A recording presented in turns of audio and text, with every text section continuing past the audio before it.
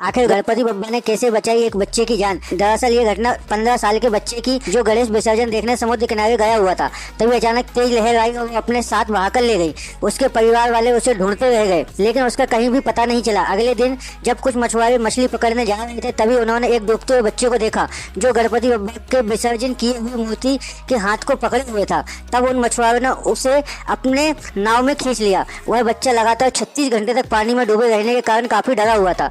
वह बच्चा लाखन था। उसके बाद लाखन ने कहा कि उसकी जान गणपति बप्पा ने बचाई है और शायद आपको भी गणपति बप्पा ने ही भेजा है। गणपति विसर्जन क्यों किया जाता है, आइए जानते हैं। धार्मिक शास्त्रों के अनुसार महर्षि वेद व्यास ने जब महाभारत की रचना करने का निर्णय लिया था, तो उन्हें एक विद्वान की आवश्यकता थी जो बिना रोके उनके श्लोक को लिख सके। इस कार्य के लिए उन्होंने गणेश जी से अनुरोध किया था। गणेश चतुर्थी के दिन बप्पा ने श्लोक लिखना शुरू किया था। महर्षि वेद व्यास श्लोक बोलते गए और गणेश जी बिना रोके 10 दिनों तक उन्हें लिखते रहे। गणेश जी के शरीर पर लगातार लिखते रहने के कारण धूल और मिट्टी की परतें जम गईं। इन्हें साफ करने के लिए गणेश जी ने 10वें दिन सरस्वती नदी में स्नान किया। तभी से गणेश जी को विधि विधान से विसर्जित करने की परंपरा शुरू हुई। आखिर इस घोर कलयुग में लोगों ने भगवान को भी नहीं छोड़ा। ऐसे बेरहमी से गणपति जी की मूर्ति को फेंक कर उनका अपमान किया जाता है। इस तरह के गंदे कूड़े में गणेश जी की मूर्ति को फेंका जाता है। अब इससे गंदा क्या होगा भाई। अब इन लोगों से ज्यादा माइंड्स तो इस छोटी सी बच्ची में है। क्या बोलूं भाई इन लोगों। गणपति विसर्जन क्यों किया जाता है, आइए जानते हैं। धार्मिक शास्त्रों के अनुसार महर्षि वेद व्यास ने जब महाभारत की रचना करने का निर्णय लिया था,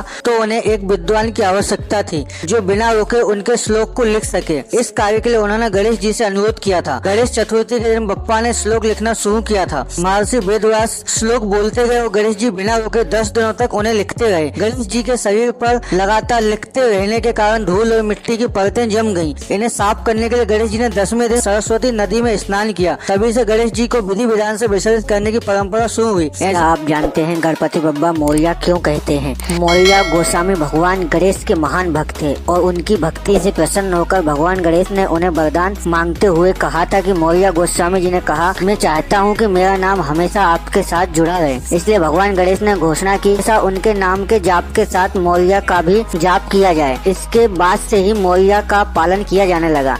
इसलिए कहते हैं गणपति बप्पा मौर्या। वीडियो पसंद आया तो वीडियो को लाइक और चैनल को सब्सक्राइब जरूर करें।